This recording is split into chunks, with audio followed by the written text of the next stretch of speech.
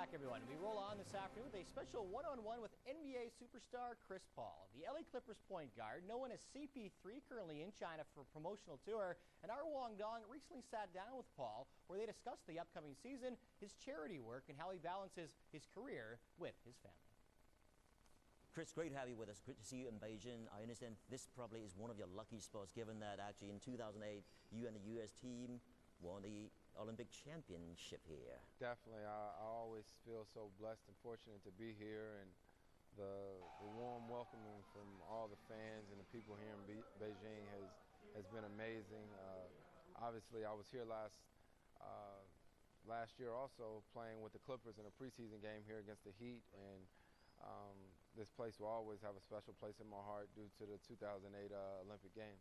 I also need to give you my congratulations on your signing another 5 years with the Clippers. And what do you make of that? Oh man, it's a day I'll never forget.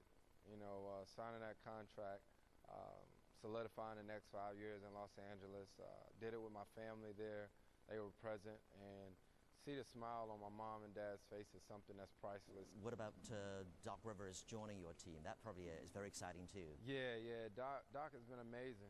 You know, he had a lot to do with me re-signing, and he's just an exciting guy to be around. He's a basketball junkie and someone who I'm excited to learn from and to go to battle on the court with, because he just loves to be around the game. And when you talk about free agents, I think we may be the most attractive team to come to now with you know, the players that we have in LA, along with Doc Rivers as the head coach.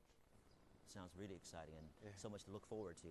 But on the other hand, if I have to ask you to rewind a little bit with your glorious career so far, and pick one game, would that be the one in which you won your MVP title in the 2003 All-Star game, or something else? The All-Star game was pretty cool, something that I'll never forget. But you know, Game 2 of the playoffs this year, you know, hitting that game-winning shot against Memphis was pretty memorable. That's why you play. That's why you play the regular season, and that's why you get to the NBA is for those playoff games and those emotions and the fans going crazy. So although I wish we'd have won that series, that game-winning shot in Game 2 was pretty cool. But the fact of you winning the MVP title in the All-Star game, does that really consolidate your confidence down the line to say, hey, you know, I'm really good, I'm convinced I'm good? Man, I've been pretty convinced that I was pretty good for a little while now, but it was a pretty cool feeling, because with the way that I play the game and distributing the ball and point guard, you know, I never go into an All-Star game even thinking I have an opportunity to win the MVP. So it's pretty cool because I had my son there with me. You know, my wife didn't go to All-Star this past year because she said she never gets to see me because I'm so busy. So I took my son with me, had a fellas weekend, and, you know, lo and behold, I was blessed and fortunate enough to win the MVP. I was about to say, you're one of the top actually point guards in the league, no doubt about it. But how do you actually strike out the balance between your family and your busy career now? It's hard. You know, it's tough. It's tough because with all the traveling that comes along with the NBA, you really have to keep your priorities in check. You know, and I think over the course of the NBA season, with all the games and all the fandom taking place, at times you can start to think that you're more important than you really are, you know, especially to the fans. I think for me, what keeps me grounded and humble is my family, and I understand that I represent more than just me when I'm on the court, and I represent myself as not only an athlete, but as a son, as a brother, as a husband, but most of all, as a dad. A lot of responsibilities, a lot of hats to wear now. Yeah, it's a lot of hats to wear, but you know, I chose to do so, and I understand the responsibility that comes along with it, and I accept it.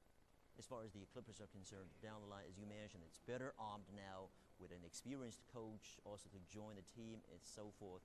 What are you looking for most in the new season? I think the thing that I'm looking for most this season is almost the unexpected. You know, the fact that we have a new coach, some new free agents, some new players on our team. Everyone, along with myself, should just come in hungry. We should come in very hungry and excited about what's to come. Chris, as busy as you are, I understand you also are heavily involved in some charity work, if you will. And how does that mean to really give back to society, to community, to you? You know, it means a lot. I didn't get to the NBA on my own. There's a lot lot of people who played instrumental roles in aiding me to where I am today. And since I stepped foot in the NBA, it's been all about paying it forward, giving back. And I try to impact kids as much as possible. I have an after-school program in New Orleans. We do a lot of different things with a group called LA's Best in LA, and just trying to show kids that there are people that care about them. I want to wish you all the best and do enjoy the rest of your stay in China. Yes, sir. Thanks so much. It's been a pleasure. Yes, sir. Laura Wang Dong said